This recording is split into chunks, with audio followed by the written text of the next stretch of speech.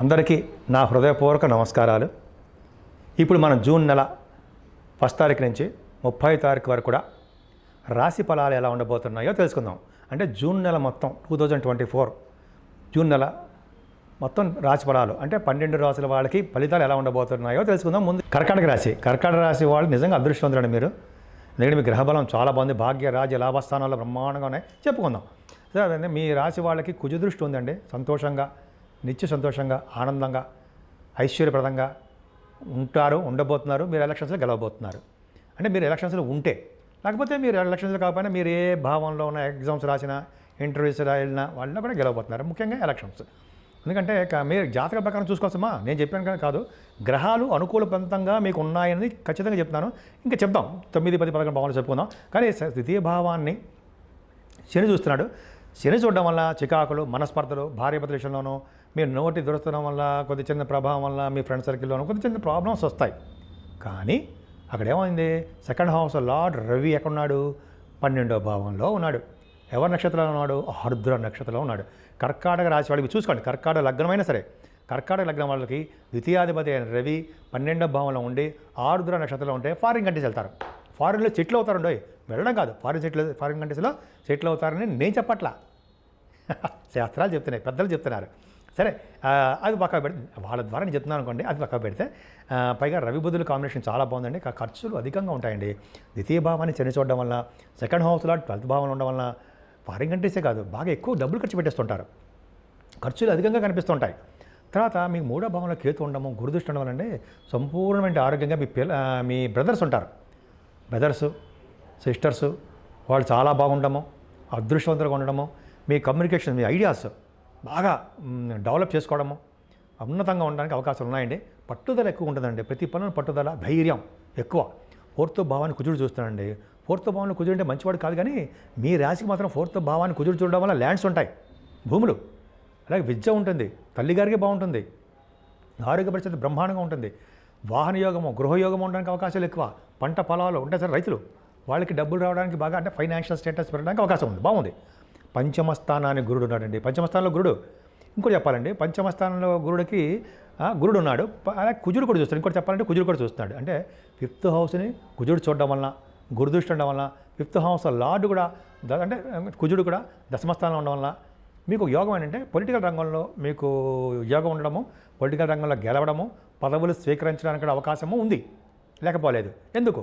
పంచమ భావాన్ని గురుడున్న కుజుడు చూసినా వీళ్ళకి ఏమవుతుందంటే మంత్రి పదవులు సిద్ధిస్తాయి అని శాస్త్రం.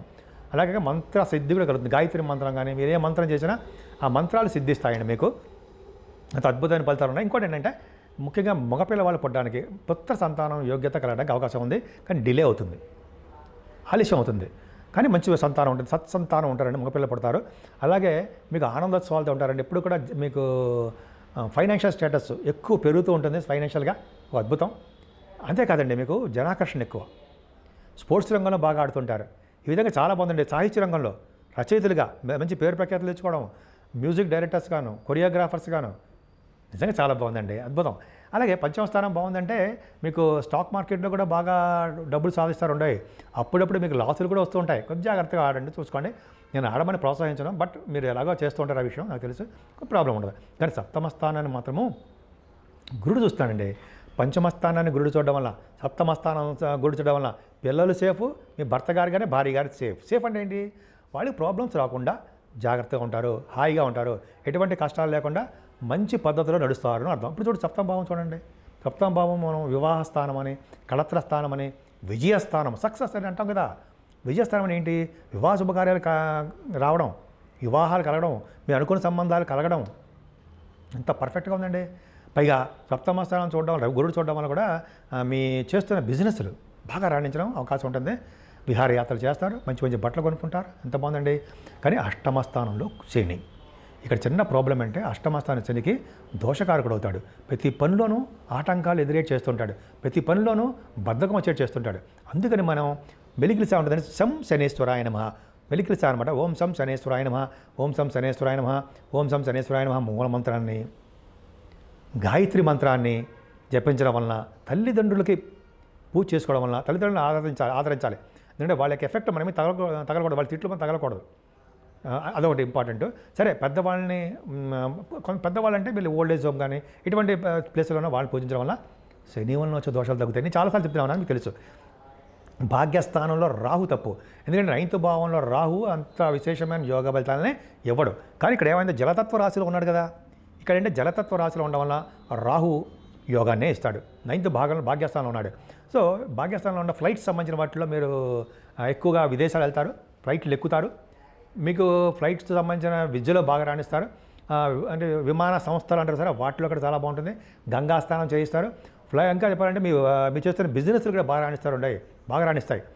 అంటే computers, hardware materials, electricity, electronics, communication సంస్థలు చేస్తే వీటిలో సక్సెస్ అవుతారు. ఉన్నతమైన విద్య రీత్యా కూడా మీరు విదేశాలు వెళ్తారంటే ఇందాకే చెప్పాను, మీకు డౌటే లేదు. ఖచ్చితంగా విదేశాల పర్యటన ఉండడానికి అవకాశాలు మీకు ఎక్కువ ఉన్నాయి. 10th హౌస్లో కుజుడు ఉన్నాడు. ఇక్కడ కరెక్ట్ మంచి మాట చెప్పాలండి. ఇందాకే నేను ఒక మ్యాగజైన్ చదివాను, ఇందాకంటే కొన్ని గంటల క్రితం మ్యాగజైన్ చదివాను, కూడా 20 సంవత్సరాల క్రితం మ్యాగజైన్. అదేంటి, అందులో ఏముందంటే కుజుడికి శని దృష్టి ఉన్న, కుజ శనులు అంటే మంచి మంచి రాసుల్లో ఉన్న, గురుదృష్టి ఉన్న, రవికి బుధుడికి కలిసి ఉండి గురుడు కూడా కలిసి ఉన్న వాళ్ళు రాజకీయంలో గెలవడము, రాజకీయ పదవులు రావడం జరుగుతుంది అని శాస్త్రం. నేను విన్నా, చదివా. పెద్ద ప్రముఖమైన ఆస్ట్రాలజర్స్ రాసిన ఇది. సో కాబట్టి కుజుడు మీకు కరెక్ట్ అయ్యాడు కదా. కుజుడు మీకు మంచివాడికి 10th హౌస్ లాడు కదా, కరెక్ట్ అయ్యాడు. పైగా శని దృష్టి ఉంది. అంటే గవర్నమెంట్ ఆర్గనైజేషన్లో ఉద్యోగాలు వస్తాయండి. అదే కంపెనీ సెక్రటరీ, గవర్నమెంట్ సెక్రటరీ అంటే సివిల్ సర్వీసెస్, ఐఏఎస్, ఐపీఎస్ అంటే సరే వాటిలోనూ గ్రూప్స్ రాస్తూ ఉంటారు. వాటిలోనూ గవర్నమెంట్ ఆర్గనైజేషన్లో ఉండడానికి అవకాశాలు ఎక్కువ. అలాగే రాజకీయ రంగంలో గెలవడానికి కూడా మీ జాతకాల ప్రకారము అవకాశాలు ఎక్కువ ఉన్నాయి.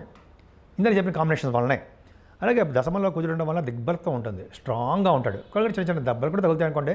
దెబ్బలు తగలడము, బ్లడ్ రావడము, గబుక్కుని పడిపోతూ ఉండము, బండి మించో చిన్న నడుస్తున్నా అవకాశాలు ఉంటాయి. కానీ ముఖ్యమైన ఇంపార్టెంట్ ఏంటంటే లాభస్థానం 12వ భావంలో రవి, బుధ, గురుశుక్ర చంద్రులు ఉన్నారు. అంటే రవి బుధుల కారణమే డాక్టర్స్ వాళ్ళు ఆపరేషన్స్లో సక్సెస్ అయిపోతుంటారు, రవి బుధుల కాంబినేషను. తర్వాత ఐటర్స్, ప్రముఖమైన ఐటర్స్గా మీరు పేరు తెచ్చుకుంటారు. గురుడు కూడా ఉన్నాడు కదా పక్కన లాభస్థానంలో, బ్రహ్మాండం. అలాగే బుధగురుల కాంబినేషను, ఆడిటర్స్ గాను, ఆస్ట్రాలజర్స్ గాను, మీరు తర్కశాస్త్రంలో బాగా వాదించేట్టుగాను బాగుంటారు. ఎదుటి వాళ్ళని నిరుత్సాహపరచకుండా మాట్లాడతారు. వీళ్ళలో కళా నైపుణ్యం దాగి ఉంది. బుధశుక్రుల కాంబినేషన్ గురించి చెప్పుకుంటే బుధశుక్రులు మీకు కళారంగంలో బాగా డెవలప్ చేస్తారండి. మంచి మంచి వస్త్రాలు, ఆభరణాలు ఇవ్వడానికి అవకాశం ఎక్కువ. గురుడు లాభంలో ఉన్నాడంటే సర్వసౌఖ్యము, అన్ని రంగాలను విజయం సాధిస్తారు.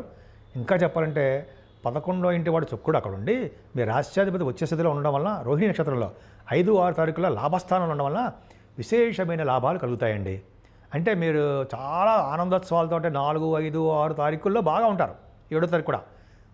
అంటే మీకు రావాల్సిన సొమ్ము రావడము, ఎలక్షన్స్లో గెలవడము, అంటే ఉద్యోగాలు రావడము, పెళ్లి సంబంధాలు కుదిరిపోవడం, అంటే మీకు ఏ భావంలో ఉంటే ఆ భావ ఫలితాలు మీకు, ఆ భావం అంటే ఏంటంటే మీరు దేనికోసం ట్రై చేస్తున్నారు అని అర్థం. సిద్ధిస్తాయి, భావ ఫలితాలు వస్తాయి. సరే 12వ భావంలో రఘుబుధులు ఉన్నారండి. 12వ భావంలో రఘుబుధులు మంచిదే. 12th హౌస్లో ఉన్నాడు, శుక్రుడు కలిసి ఉన్నాడు. అంటే ఏంటి, సన్మానాలు జరగడము, బావులు తటాకాలు తవ్వించడము, అలాగే గుళ్ళు గోపురాలు సందర్శించడము వలన డబ్బు ఖర్చు అవుతుందండి. సన్మానాలు కూడా జరుగుతాయి. విదేశీ పర్యటన కూడా బుధ శుక్రుల వలన జరగబోతుంది. ఫ్లైట్స్ ఎక్కుతారు, విదేశీ పర్యటన జరగబోతోంది. 2nd హౌస్ లార్డ్ రవి ఉన్నాడు కదండి, ఖచ్చితంగా మీరు వద్దు అన్నా కూడా మేము ఫారిన్ కంట్రీస్ తీసుకెళ్తాడు. అది ముద్దు మంచి బాగా మీకు డెవలప్ అవడానికి అవకాశం ఉంది. సో కాబట్టి రవి బుధుల కాంబినేషన్ పర్ఫెక్ట్. సరే మీ రాశి వారికి ముఖ్యంగా అమ్మవారిని పూజించాలండి. అమ్మవారిని పూజించడం వలన విశేషమైన శుభఫలితాలు కలుగుతాయి. దుర్గా అమ్మవారిని కానీ, సంతోషి అమ్మవారిని కానీ పూజించడం వలన విశేషమైన శుభఫలితాలు కలుగుతాయి.